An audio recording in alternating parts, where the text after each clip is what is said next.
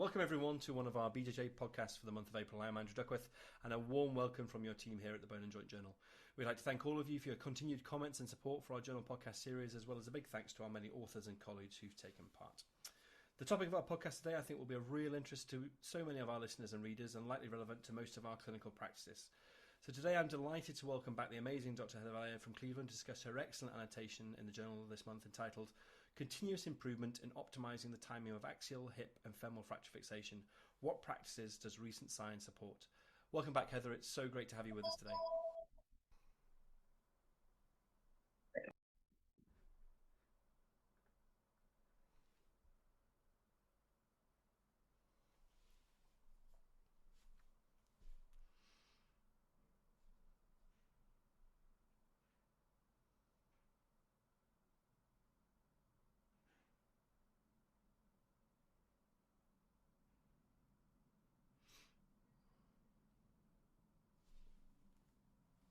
Sorry. Waiting for that phone to stop ringing. Okay. Thank you so much for having me. It's a real honor to join you for this podcast, and of course, one of my most favorite topics to discuss. So I look forward to our exchange. That's great. Thanks, Heather. So maybe to kick us off, sort of for those who've read the annotation already, which I'm sure they have, you point out to begin with that there's been great advances in our knowledge of the roles of early total care versus damage control orthopedics for the multiply injured patients over the past few decades. So maybe just for our listeners, can you give us a brief overview of how you feel our knowledge has sort of progressed over that time, and how the debate maybe has evolved as well? Yeah, absolutely. I think this is of critical importance to understand it and really have this piece of orthopedic history nailed down as orthopedic trauma surgeons, because it affects so much the way that we think about things and the way that we approach things today. If we understand where our mentors and earlier surgeons were, 30 to 40 years ago. And so I think we can appreciate that kind of throughout the 1980s. There was some delving into the timing of fixation and recognizing, particularly with respect to the femoral shaft, that early stabilization really helped people to get up and to get out of bed. And we recognize the improvements in pulmonary function and the reduction in pulmonary and thrombotic complications when people were fixed earlier, which was usually defined as within 24 hours of injury, I think, for lack of a better way of studying it. It was mostly retrospective work.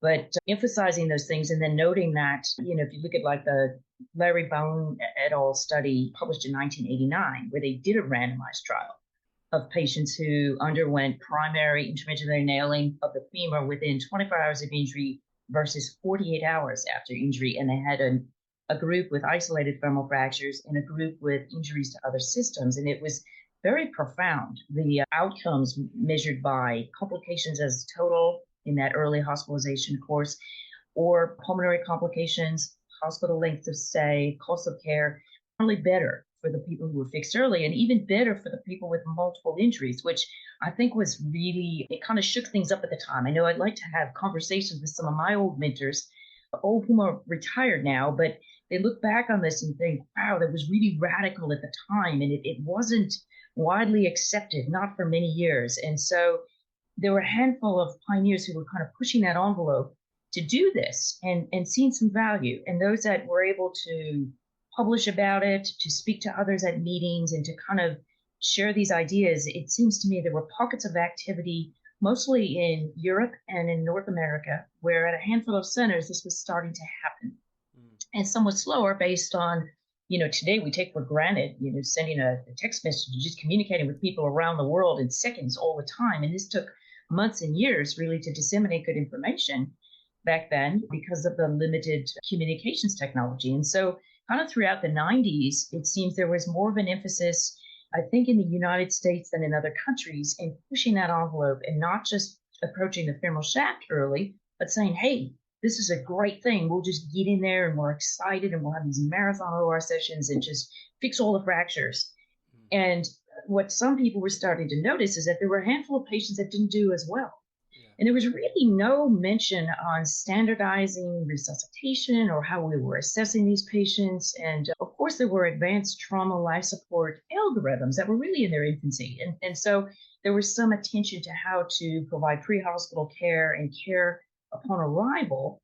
but not so much in terms of nuances of resuscitation and when would someone be ready to safely undergo fixation. And so these long OR sessions kind of led to a handful of people that were having multiple organ failure and problems, even though those were problems that we attributed to having them lay in bed and not have their femur and other fractures fixed. And so it was a little confusing, but hats off to Chris Papay and other colleagues who really called this into question kind of in the early 90s and throughout the 90s, both on a biochemical basis and sort of looking at what the inflammatory markers were that were pressing in someone in their physiology of that early course of care, whether they were treated with early definitive stabilization of the femur or not.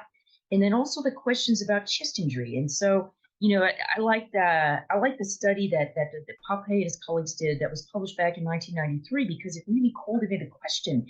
Do we fix these femurs primarily, and is it because I have a chest injury that they're doing poorly, or is it because we're fixing the femur too early that they're doing poorly? And we know now that it's really a little bit of both, depending on where that person is at in their pathway of resuscitation. And although that wasn't part of the dialogue back then, it raised that important question that maybe we just need to exercise caution around that group. And I think there were a lot of camps that formed. One camp that said, oh, well, we're not going to fix those very severe chest injury patients with the femur early. We're going to wait. And then some who said, no, we're going to do it anyway because we think it's okay. And there wasn't really a middle ground right away, which is now what we would consider damage control. There was even some foray into, well, what about reaming? Maybe it's because we're reaming the femur that's doing it. And so there a little more of the basic science and the clinical study of reaming and the effects on the whole thing that transpired. And I think we really came back to is the idea of providing some provisional stability. And, a lot of the residents right now, they take it for granted and say, oh, we'll do some damage control. Well, that wasn't even a term that was used in surgery until in the 90s when the general surgeons took it up first. And then, the guys at Shock Trauma in Maryland published about it with their experience using some provisional external fixation with femur to stabilize those patients that they felt were in a high-risk group for having problems with early definitive management of the femur. And so they looked at, people with a very severe head injury, people with a very severe chest injury, people who were otherwise hemodynamically unstable. And they suggested that, hey, doing this external fixation and then converting it to a nail in several days seems like it's a safe way to go. Maybe we should do that. And so I feel like this pendulum kind of swung over to the early total care camp and we apply it to all fractures. Then it kind of came back to damage control, yet it wasn't really clear as to what are the indications for doing that. People had ideas based on their own experiences or the experiences at their center or what they talked with their colleagues about, but there wasn't a lot of good science behind it. And so I think that in the early aughts, there was a study published in 2000 by Kroll et al., where they showed that in a retrospective cohort of, I want to say it was about 45 patients, so not a big group, those patients had multiple system injuries and had a femoral shaft fracture. And the patients that had a recorded lactate level of less than 2.5 had half the incidence of early complications of those who had a lactate level that was higher. Yet this study is problematic because they really didn't control for the types and severities of the other injuries. It's a very small group. And they also didn't say when was lactate even measured and what was happening. Was it worsening? Was it getting better? Do we even know?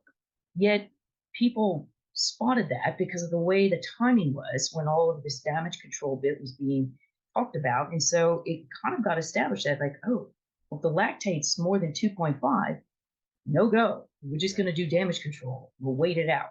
And so it was relatively cursory evidence, if you could even call it that. When you go back and look at that paper, I always challenge people, like, try to do as much reading. And I'm far from perfect. I'm a bit of an orthopedic nerd. I love to read and think about these things, but there's just such a wealth of knowledge. And in some of these old papers, I think if we don't read them ourselves and you just read the abstract or you listen to what someone told you, it's real easy to not know what was actually happening, what are the takeaways, and what are the limitations of that work.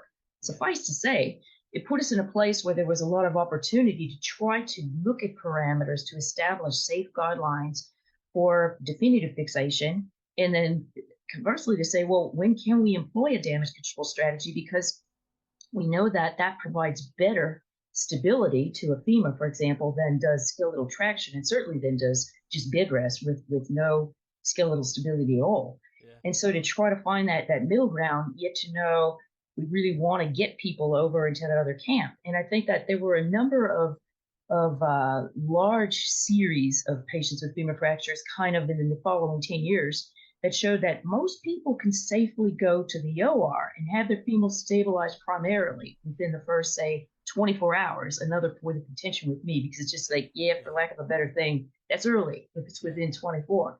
Yet what we really want to know is, who are these people? Like, where are they at? And it does have to do a lot with resuscitation. There's a handful of other things that play in, but resuscitation of that metabolic acidosis that comes from hypooxygenation due to hemorrhage primarily. And so correcting of that, and then also, what is the best time course? Is it 24? Is it longer? And so kind of dissecting that out a little bit. And then to say, well, what about all these other fractures? I mean, it's not just the femur. There's a number of things, and we like to study the femur because it's fun to nail femurs, and they're pretty common, and it's so you can get a lot of them to look at. But there's a lot of other orthopedic injuries that relegate a person to bed rest and recumbency until they're reduced and stabilized. And so I think that physiologically affects a person the same way. Yeah, no, absolutely. I think that's such a wonderful overview, not just for this area, but of knowing how we've got to where we are with so many of the things we do day to day. And I agree, and you encourage your trainees to do this, is that we how we got to where we are in care now is so important in terms of learning those pathways. And actually what's interesting, like you say, is that some things which are dogma in what we do are based on what we would classify now as very limited evidence, really, and actually quite limited methodological design. But I think it's even for this in particular, how we've come to where we are now is so important, and to understand those past papers, I think, is so important. And I think you sort of touched upon it there, is this idea of how we've evolved to sort of early appropriate care now, isn't it? This is this sort of the concept that people have evolved to, haven't they?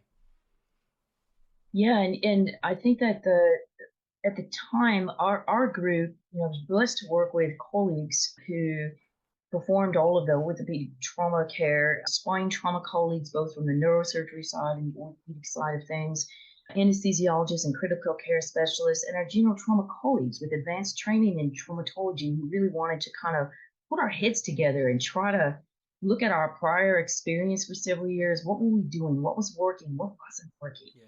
What patients were we maybe operating on too much too soon, and how can we learn from that going forward? And so after a lot of time coming up with some topics of study and a lot of data to review over several years to look at our high energy patients with multiple system injury and some of these fractures of interest, like I mentioned, not just the femur, and say, well, we can look at them all separately, but maybe we can pool them.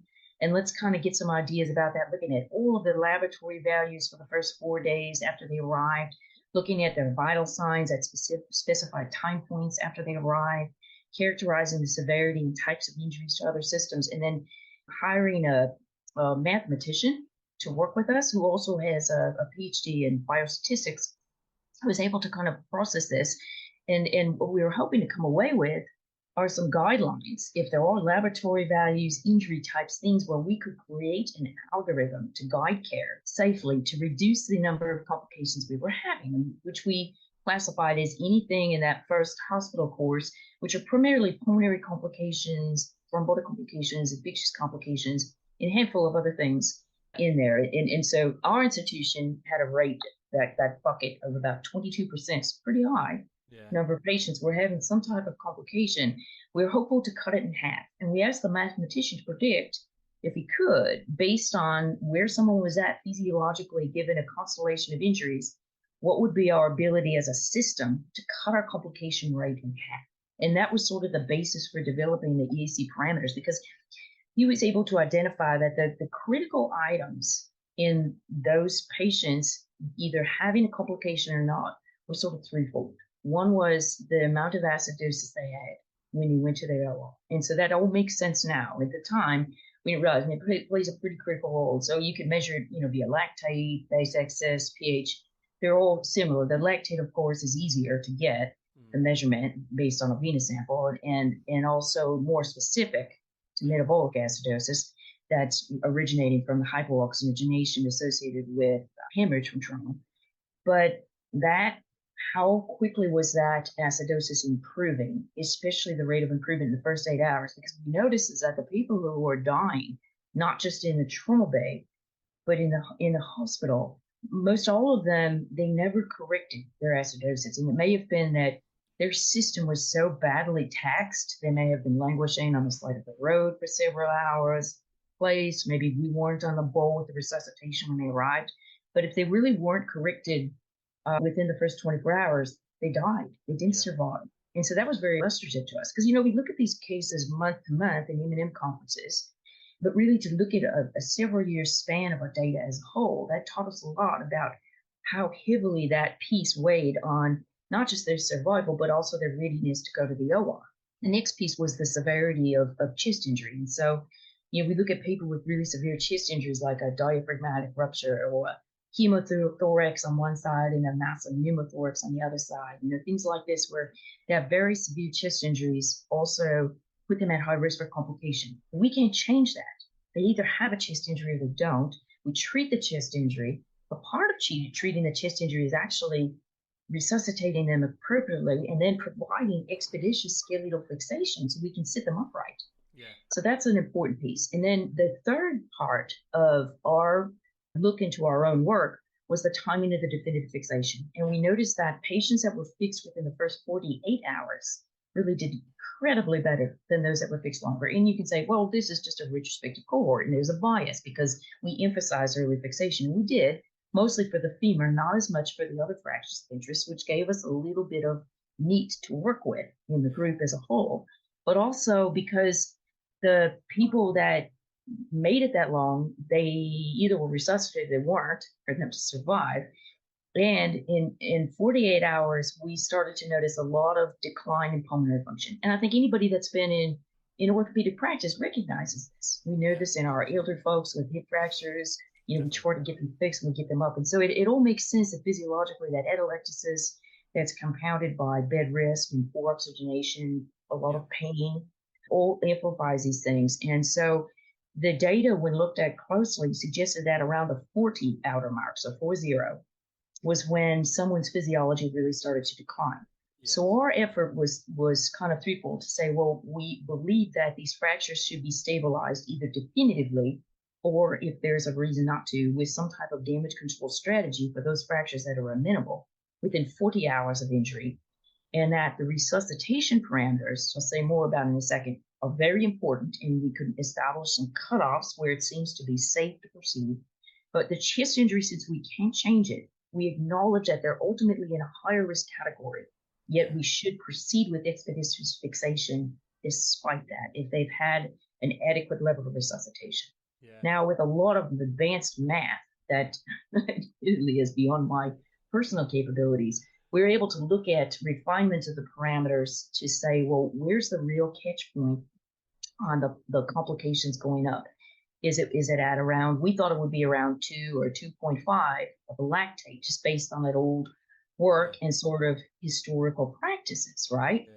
But in our data set, it was actually much different than that. Our patients were able to tolerate a much higher level of acidosis, although it needed to be improving. And so that's how we developed what we call the early appropriate care parameters. And the EAC was really used to try to get away from the early total care idea, in that it might be definitive fixation, it might be a damage control tactic, but it was really to try to do what was appropriate for the person at that point in time. Yeah.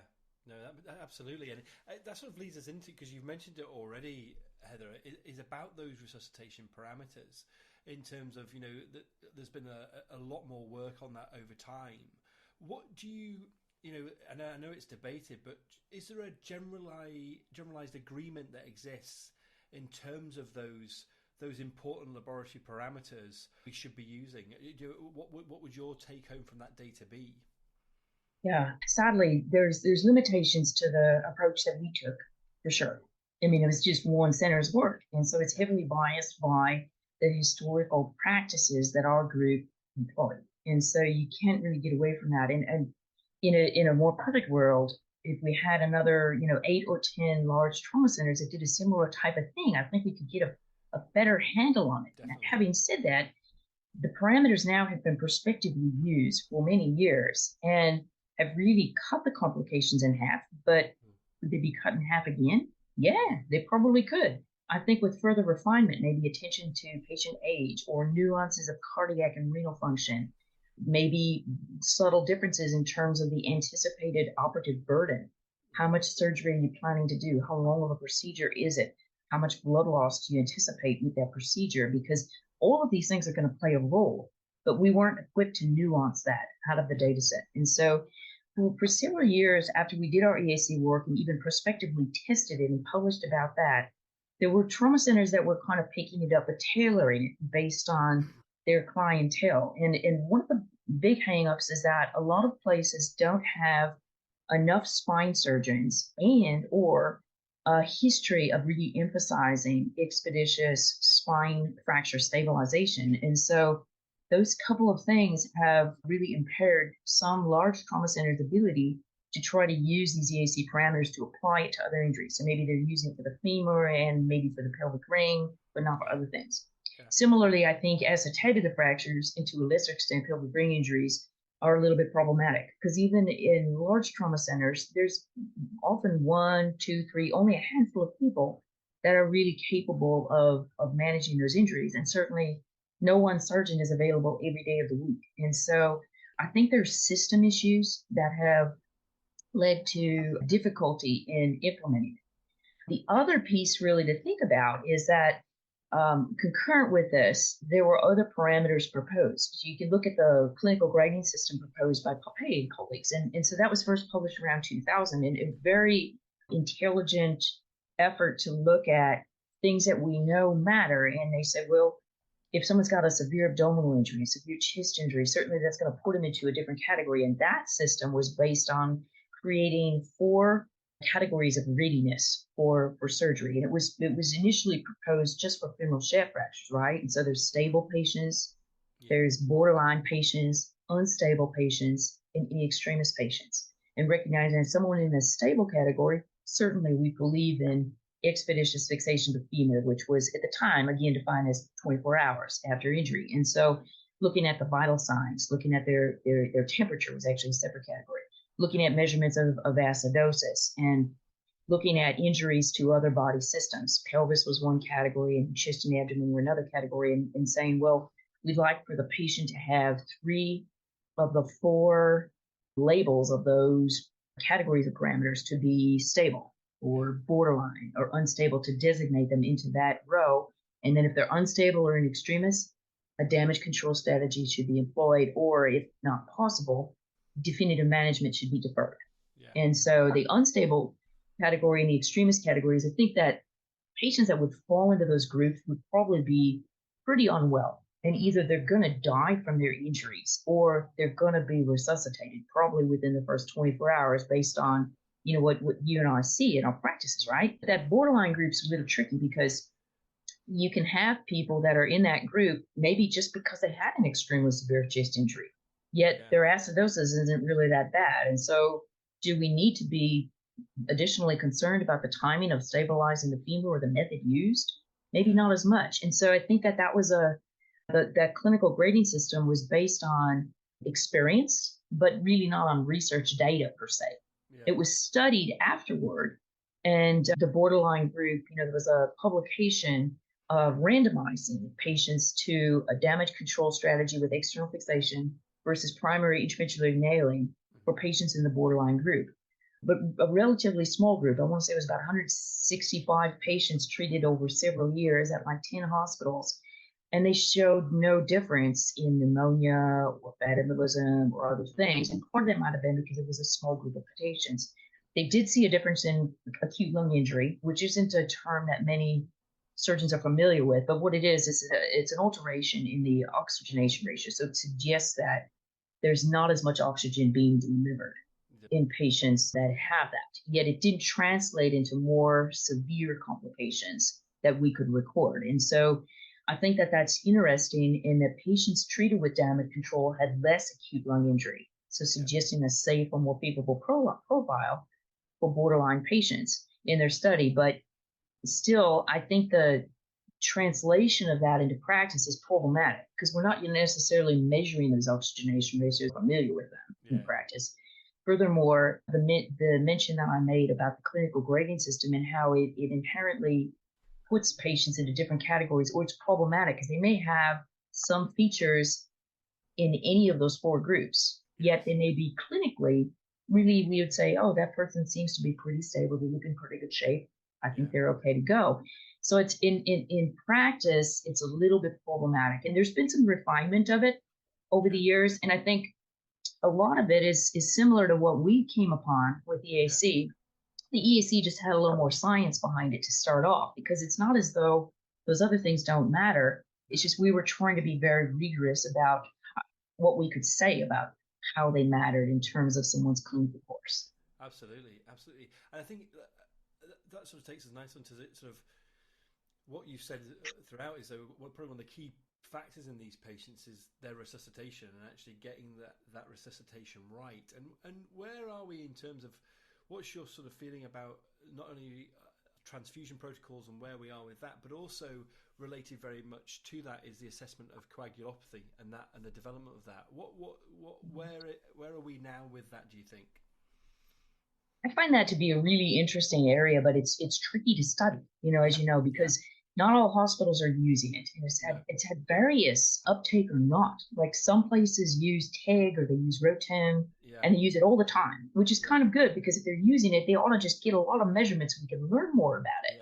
And then there's some places who are doing it not at all, or it depends on which anesthesiologist is working, and then they're using ROTEM or TEG. And so there's no consistency whatsoever in the United States. And I think that there's a little bit of data coming forward, but again, problematic because they seem to function similarly in measuring the person's capability of making clot. So it's yet another factor. And so I want to step back for just a second and say, coagulopathy is one of the criticisms that the whole EAC work received by a number of other groups. And I think that that's a very good point being raised. So how come you're doing this, but you're not even including that? And we studied it quite a bit, but it ran so consistent with correction of the acidosis that we didn't feel, and our mathematician felt that it would have a bit of a multicollinearity problem by including it with the other parameters into the model. And so because it corrected at the same time as everything else, we didn't study it specifically. Yet I think that this is a very interesting field because with nuanced factor replacement, I think we can fine tune resuscitation. And I suspect in the next 5 to 10 years, it will probably be relatively common practice that we do this for people, particularly those who are on some type of a massive transfusion protocol, so that the resuscitation will be really specifically directed to what their needs are. And that will be more efficient and more complete. Yeah, absolutely. And it'll be more tailored to them. That absolutely makes sense. So if we, something else that I thought was really interesting about your annotation was you a lot of what we've talked about already is not solely, but it's based on the idea of the long bone fracture, particularly the femur, wasn't it, and the fixation of that. But then it's really interesting how you move on to the idea of not just the femur and other unstable fractures, where it be spine fractures, pelvic ring, acetabular fractures, and fractures of the proximal femur. And I thought it was really interesting how that that link and how that area has evolved over time. We do that we know that with our elderly hip fracture patients, as you talk about our periprosthetic fracture patients now, which is growing. And it's really interesting the analogies there that actually overlap, really, isn't there? And I think it's just going to continue to be borne out as we do this further. All the periprosthetic fractures, they may be distal femoral fractures adjacent to a total knee or even proximal tibia, but to have a similar bearing on that person because they can't get up and move. And so my gut is that this will be studied more and more and refined, and that for elder patients, they may have lower thresholds where we consider it safe because they have less cardiopulmonary or renal reserve to begin with. And so that's an area that I think we need more study to look at the physiology concurrent with what we're doing. And I'm hopeful that if we can get large centers who agree to share data and to just record it going forward to see where the problem spots are, then we can propose algorithms and study them prospectively and then continue to refine them. Because I think there's a lot of opportunity there. And so it's a good thing. And it just makes sense. they're all affecting the person the same way. And so I've had people ask, well, what about the tibia shab? We should throw a nail in that. It's like, well, yeah, it's the same idea. It is causing some pain, but we can put a splint on that, Yeah, and yeah, that's all yeah. right. The person can sit up and bend, so it's really not the same, and No, that is nice. I'm glad you're thinking about it, but my opinion is that it'll never really affect people no, physiologically the same way.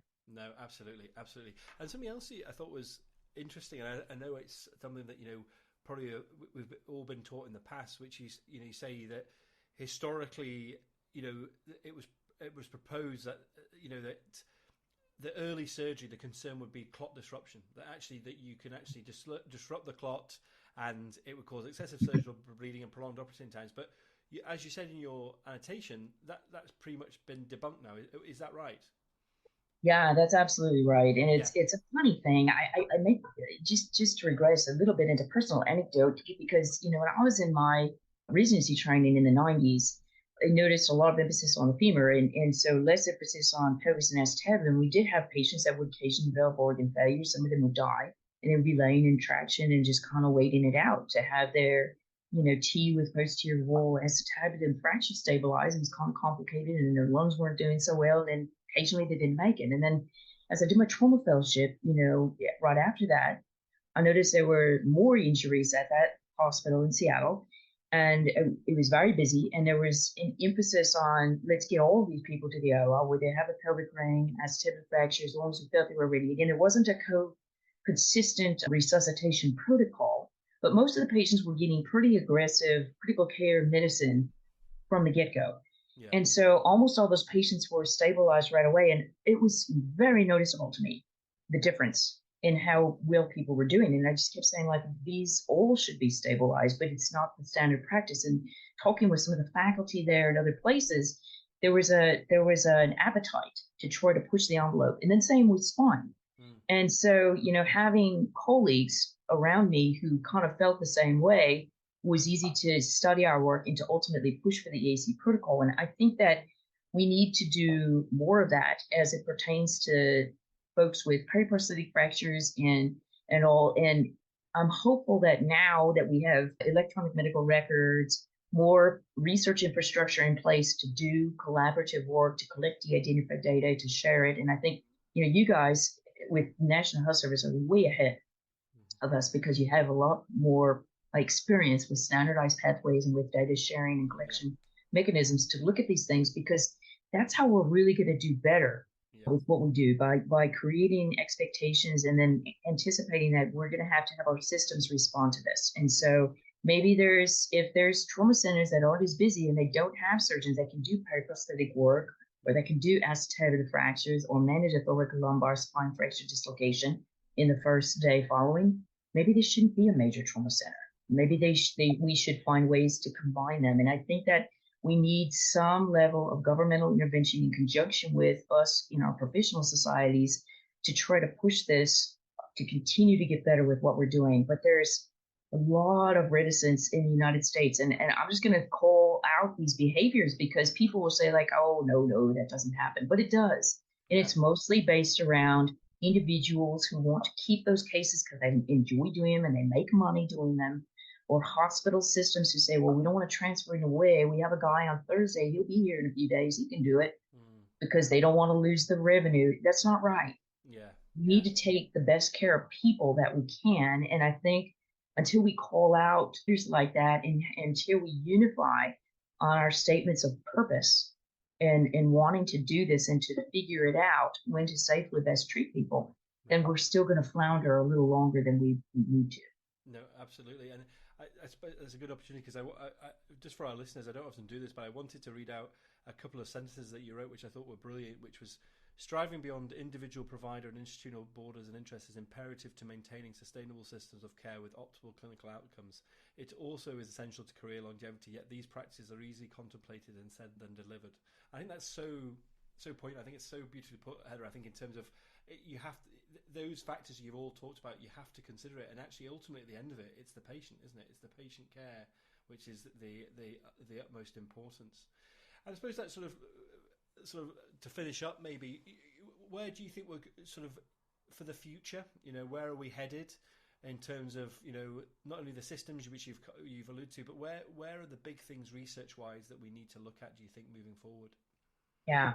So in addition to the systems management and the algorithms like we talked about, I think more specifically focusing on some of the geriatric multiply injured patients, as well as those with the isolated Yeah. injuries, because our populations are aging, our people are living longer than they used to, and the complexity of the injuries continues to go up. And so I think really looking at that and for nuancing these algorithms based on their physiology, which is partly their age, but Mm. more their cardiac, pulmonary, renal function at baseline, and how do we measure that? And then there's been a lot of interest now for, I would say, probably close to 30 years on genetics and looking at the genetics of inflammation and thus how does it respond to resuscitation? How does it respond to musculoskeletal care? And so those studies are really difficult to do because there's just so many variables. And so until the availability of those genetic markers, our ability to measure them and to record them and to understand what to do with them improves, I think that's going to